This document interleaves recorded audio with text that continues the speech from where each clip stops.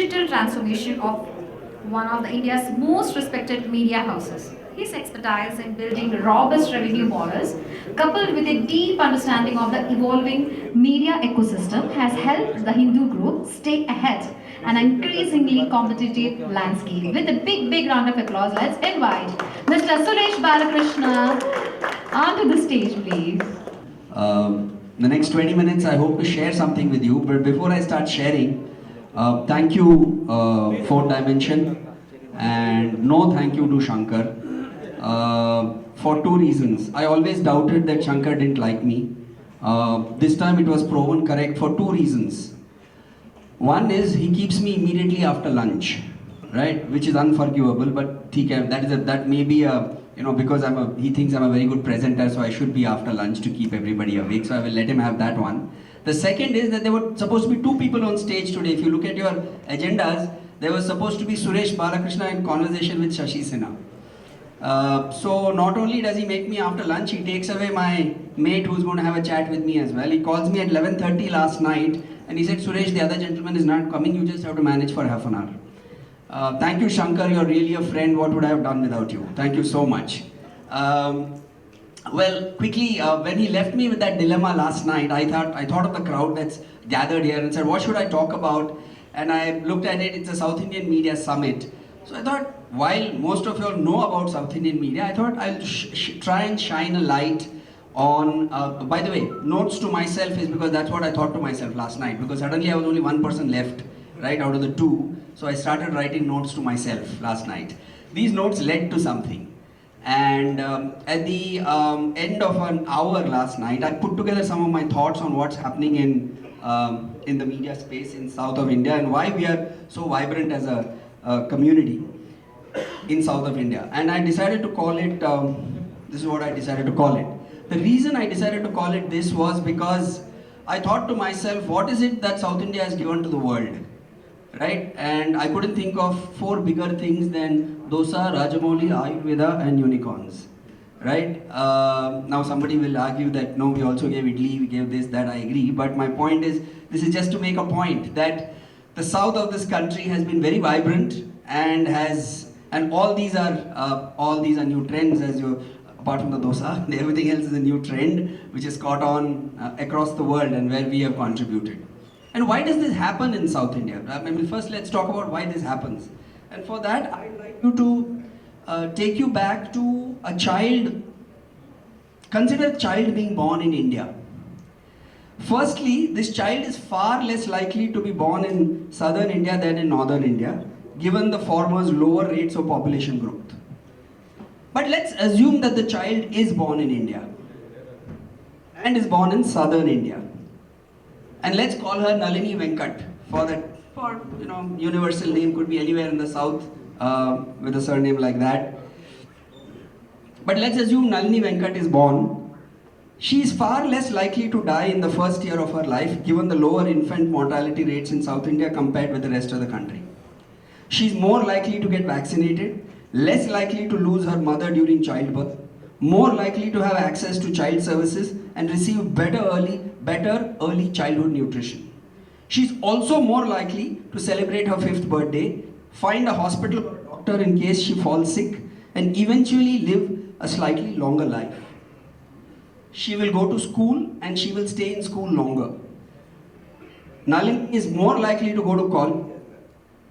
She is likely to be involved in agriculture. She is likely to be less involved in agriculture for economic sustenance and more likely to find work that pays her more. She will also go on to be a mother to fewer children, who in turn will be healthier and more educated than her. And she will also have greater political representation and more impact on the elections as a voter, if she is born in south of India. In short, what am I saying? A median child born in southern India will live a healthier, wealthier, more secure and a more socially impactful life compared with a child born in northern India. These are facts. These are not things that I just made up for the sake of the presentation, right? This was a very detailed BBC report that was published. So right from the time we are born in south, we have an advantage. If you're born in this part of the world, you have a huge advantage of all the things that I just told you. And those are the fundamentals why this part of the world is that much more stronger economically, intellectually, and I'm not knocking my North Indian friends and colleagues. I've never lived in South India. Disclaimer, man who's born and brought up in Bombay, lived 10 years in Delhi, so never lived in South India, right? So I'm a South Indian, but my point is, with all due respect to them, these are some of the fundamentals that make us stronger right from the time that we are born. And what are the advantages that South India enjoys? And why does this happen? Why does South India enjoy these advantages? Few pieces of statistics, some of it you might know, some of it you might not, but even if you know it, it's encouraging to go through it. Although we have only 20% of the population, we take 30%, more than 30% of the loans in the country are distributed in South of India across banks and NBFCs.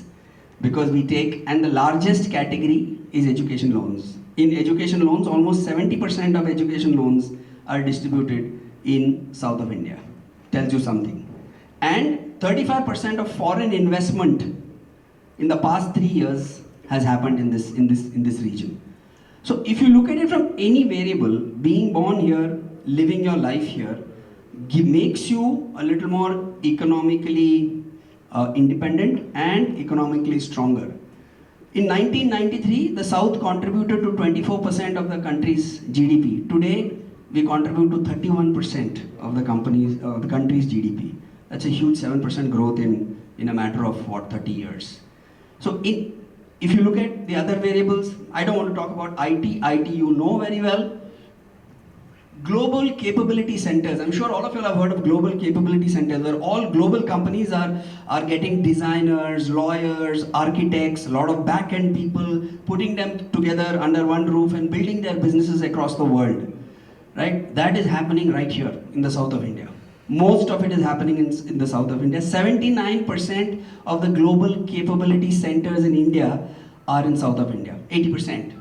So which means for two reasons. A, I think the space is available. Secondly, and the most important thing, is the talent. The talent for building global capability centers is more available in the south of India, and that's why you have so many of the global capability centers actually being based out of south of India.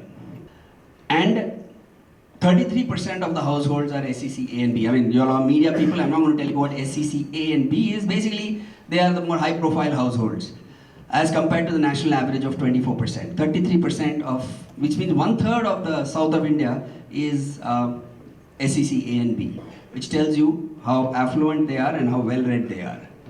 Some interesting things about consumers in the south. Some of this you might know. Consumers prefer value adds to discounts in the south.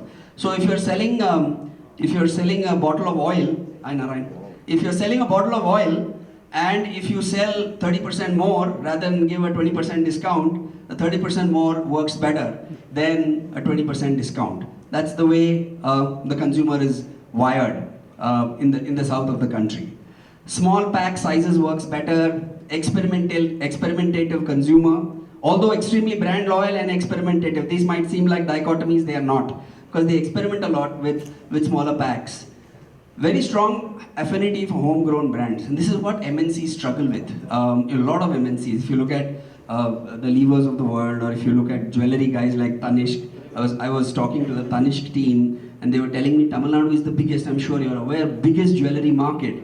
Still a market they're struggling to crack. They're doing well, but still they're struggling against the GRTs and the Lalitas of the world in Tamil Nadu, because it's got its own grammar, right? And it's difficult to fight that grammar. I don't know how many of y'all have gone to GRT and bought jewelry for a wedding. It's a process. The way they celebrate. First of all, in India, I'm sure you know, jewelry buying is a family thing, right? So there'll be grandfather, grandmother, uncle, bride's mom, dad. 8 people go to buy jewelry for the wedding.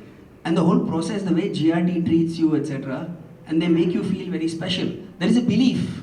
If you speak to a lot of GRT consumers in Tamil Nadu, they'll tell you the belief is that if you buy jewelry from GRT, your daughter will remain happily married.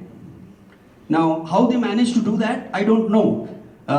Obviously, it's a myth, right? I mean, otherwise all of us would be buying GRT jewelry. Anyway, the fact of the matter is that it's a myth, but they have managed to create that myth about the brand. And those myths are a little difficult to break. So therefore, while there is a lot of loyalty for local brands, he also welcomes international brands.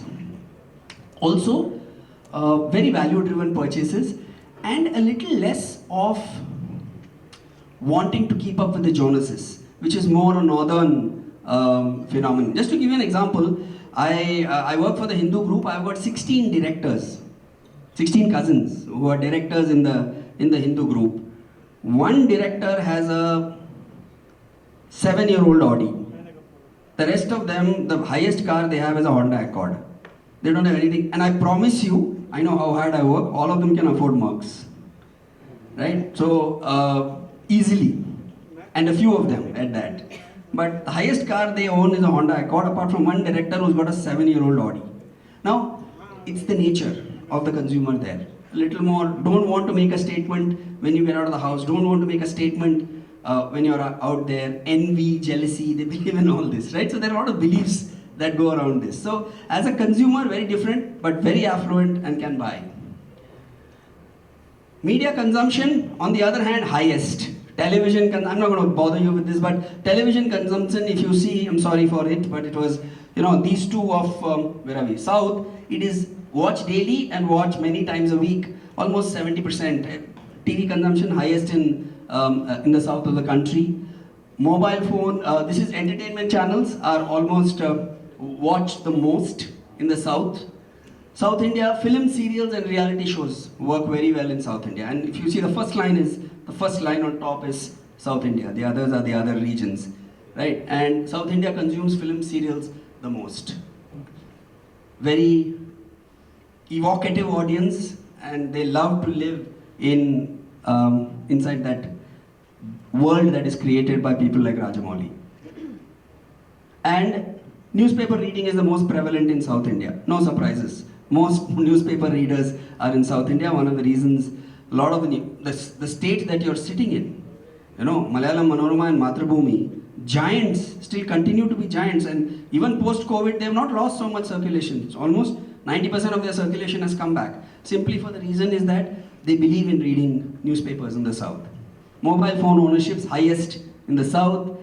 Social media, 1 in 3 citizens using more than 5 social media platforms in the South. 1 out of 3 guys use more than 5 platforms out here. So not only is it traditional media, because of their literacy and their education, they're in tune with what else is happening. Why is this happening? Why is there so much of consumption of media, and why are we such a media consuming region? If I were to talk about South India, these are basically the reasons. It's 250 million of those people live here. 250 million of the country's population is based in south of India. That itself makes it a very large, huge number for anybody to address. And therefore, media houses do invest in this part of the country because they know they have an engaged audience and a large audience, because today in media you need numbers. Language diversity, so you have separate viewer for Tamil, separate for, interesting, Tamil is the oldest language in the world, right? It's more than 2000, it dates back to more than 2000 years old, sure you're aware. But Madras Bhasha, as it's spoken, is actually a mix of Tamil, Malayalam, Urdu, Burmese, English. Those are the antecedents, Portuguese, those are the antecedents of Madras Bhasha. If you delve into it, you'll find phrases in Portuguese, phrases in Burmese and stuff like that. So that's how adaptable the South Indian is. But having said that, he's also very, very loyal to his language. Strong regional film industry, I don't have to talk about it. Everybody here, I'm sure, might be an exaggeration. Most of you out here are film buffs and know what I'm talking about when I talk about the industry. Unique content. I actually saw a Malayalam movie which was about a guy having constipation once. I was going through OTT and I actually saw a movie about a guy, a Malayalam movie, I think he was a prisoner or he was in jail, something like that, and he had a problem with his stomach. The whole 2-hour movie was about that. It was a movie that kept me riveted. Now how many people will have guts to make a movie on that subject, right? Look at something like Manjumal Boys. What it has done, we all know about Manjumal Boys, great movie, blah, blah, blah. But more importantly, what it has done is the ecosystem it has created. It made the Guna song popular, right? It made the Guna caves so popular. The traffic to Guna caves has gone up 10 times in the last 6 months. And group of friends are going because it has become a friendship point. So people are going and clicking pictures just outside the cave, right, to reinforce their friendship and their bond of friendship. I presume you know what the movie is about, right? So not only are these movies creating their own content, they're also creating an ecosystem around them and making it so popular. The NRI diaspora, wherever they live, whether they're in Dubai, US, UK, Australia, very well connected to their roots, especially in the south. Extremely well connected. I have a friend, Praveen Sitaram is his name. After school, he went to the US, right? He is now one of the most accomplished mridangam players in the US, right? He plays the mridangam, I think 4 hours a day. He still practices, does all the concerts. Both his daughters are excellent Bharatanatyam dancers. Still continue to, most of us do our Arangetram and then Tata Bye Bye. But those guys have followed their Bharatanatyam, they do performances. What I'm trying to say is that the roots that they hang on to and therefore back home are far higher. And for South India, the NRI diaspora is extremely high. In Chennai, if you knock on any door, the son is in the US. Every other door, the son is in the US. Usually an engineer who's gone to the US. But but they don't forget their roots. That's the good part about it. Brand endorsements, it's a completely different world for South. Doesn't believe in northern brand endorsements. Therefore, if these are the reasons why it does well, I do believe that you are sitting on a gold mine of consumers. You need to understand them. He's also a tricky consumer. I told you some of the nuances that he has. But it is a market worth investing in. It's a media rich market, still worth investing in. It is going to continue to grow. And in this country at least, if I'm not surprised that media focuses so much on this part of the country, and our man is doing a South Indian Media Summit, I think for the 4th or 5th or 6th year now, I don't know. Shankar, which year is this? 5th year? South Indian Media Summit? The 5th year of South Indian Media Summit, and immediately after a lovely lunch, if there are still so many people willing to punish themselves, you can imagine what we have on hand. Thank you so much, ladies and gentlemen. Thank you, sir, and I request you to please stay back onto the stage. And I request Mr. Ajay Varghese from OMD to please come onto the stage to give away the memento. To Mr. Suresh Balakrishna. Yes, we have here Mr. Ajay Varghese from OMD to present the memento to Mr. Suresh Balakrishna from the Hindu.